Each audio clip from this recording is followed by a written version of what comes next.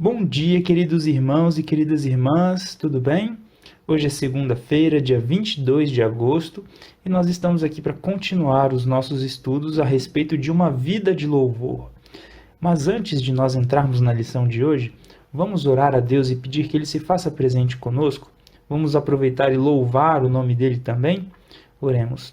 Senhor Deus, amado Pai que estás nos céus, louvado e exaltado seja o Teu santo nome, Senhor. Muito obrigado, porque o Senhor tem estado conosco ao longo de todo esse tempo, de todos esses estudos. O Senhor tem nos ensinado através da Tua palavra. Louvamos o Teu nome porque o Senhor é o nosso Criador também, é o nosso mantenedor.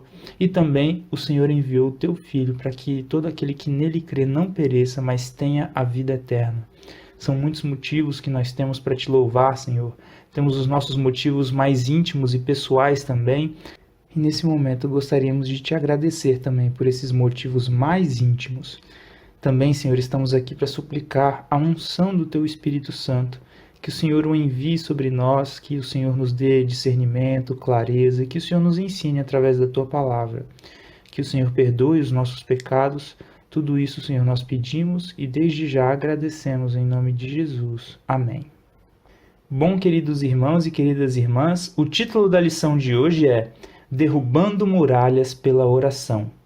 E a lição começa trazendo uma ilustração para nós. Imagine pintar o chão de um cômodo e depois perceber que acabou o trabalho em um canto e não pode sair sem andar sobre a tinta fresca. Você precisará esperar até que ela seque. Às vezes, nossa fé parece nos encurralar, assim como a tinta úmida no chão.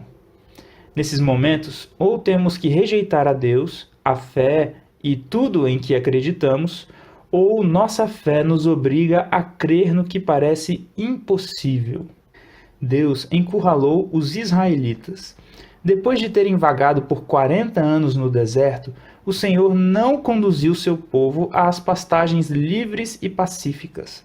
Deus o conduziu a uma das cidades mais fortificadas de toda a região.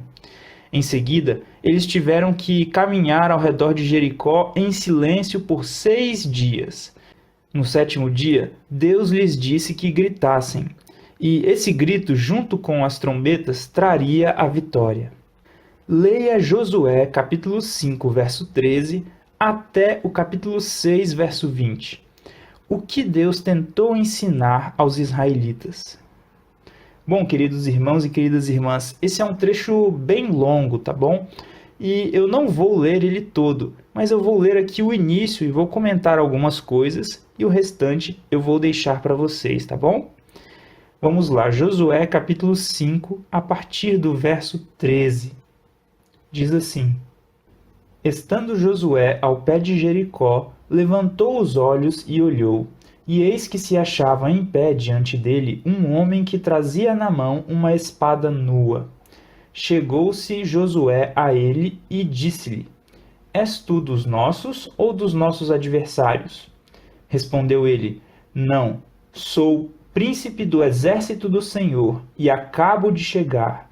Então Josué se prostrou com o rosto em terra e o adorou e disse-lhe: Que diz meu senhor ao seu servo?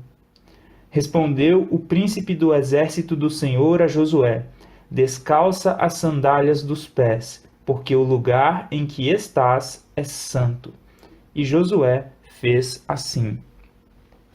E aí, meu querido irmão, minha querida irmã, quem é esse príncipe do exército do Senhor? Foi o próprio Cristo que apareceu para Josué num momento em que, aparentemente, aqui ele estava cabisbaixo diante das muralhas das cidades, porque fala aqui, olha só, Josué estava perante Jericó, né? Estando Josué ao pé de Jericó, melhor dizendo, ao pé de Jericó, levantou os olhos e olhou. Quer dizer, se ele levantou os olhos, quer dizer que ele poderia talvez estar olhando para baixo ali, pensando em como que eles conseguiriam invadir aquela cidade, talvez desanimado. Mas quem chegou nesse momento para ajudar Josué? O próprio Cristo. Agora vamos ver o capítulo 6. Vamos ler aqui até o verso 5. Ora, Jericó estava rigorosamente fechada por causa dos filhos de Israel. Ninguém saía nem entrava. Então disse o Senhor a Josué: Olha, entreguei na tua mão Jericó, o seu rei e os seus valentes. Vós, pois, todos os homens de guerra, rodeareis a cidade, cercando-a uma vez, assim fareis por 6 dias. 7 sacerdotes levarão 7 trombetas de chifre de carneiro adiante da arca. No 7º dia, rodeareis a cidade 7 vezes, e os sacerdotes tocarão as trombetas. E será que, tocando-se longamente a trombeta de chifre de carneiro, ouvindo vós o sonido dela, o povo gritará com grande grita. O muro da cidade cairá abaixo, e o povo subirá nele, cada qual em frente de si. E aí, meus queridos irmãos e minhas queridas irmãs, diante do próprio Cristo aparecendo para nós e falando esse plano aqui, como nós reagiríamos? Bom, Josué, ele teve fé, não é? E ele executou o plano como Cristo havia falado. Vamos ver aqui os comentários da lição. Gritar bem alto não causaria vibrações para desencadear o colapso das muralhas. Quando Deus chamou os israelitas a gritar, foi o mesmo tipo de grito sobre o qual Davi escreveu: Aclamem a Deus todas as terras, cantem louvores à glória do seu nome, deem glória ao seu louvor. Salmos capítulo 66, versos 1 e 2. Esse grito foi um louvor.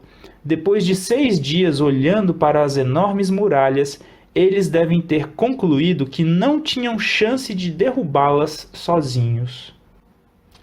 Vejam aí, meus queridos irmãos e minhas queridas irmãs, depois de olharem para um grande problema, um problema talvez aos olhos daquelas pessoas intransponível, e olharem para esse problema durante 6 dias, no 7º dia, eles deveriam gritar e louvar ao Senhor pela vitória que eles ainda não tinham recebido, e a vitória viria no momento em que eles louvassem.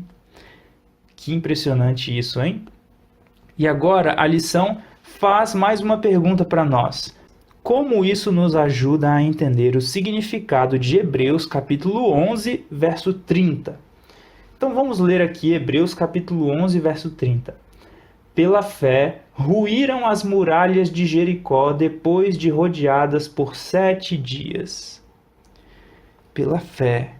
Aquelas pessoas tinham que rodear a cidade pela fé. Não era o tipo de guerra que eles estavam acostumados a fazer. Seria um ato sobrenatural de Deus. Mas eles precisavam rodear a cidade como um sinal da fé que eles tinham que Deus entregaria a cidade. E como o último ato de fé, antes de receberem a vitória, eles deveriam gritar e louvar a Deus pela vitória. Olha só que impressionante. Antes que a vitória acontecesse, deveriam louvar a Deus pela vitória. E a lição vai concluir dizendo o seguinte: quando Deus está prestes a fazer algo novo em nossa vida, Ele pode nos levar a Jericó, pois pode precisar nos ensinar que o poder para vencer não está em nossa própria força e estratégias. Tudo de que precisamos vem de fora de nós mesmos. Portanto, não importa o que esteja diante de nós, não importa quanto isso possa parecer intransponível, nosso papel é louvar a Deus, a fonte de tudo o que precisamos. Isso é fé em ação.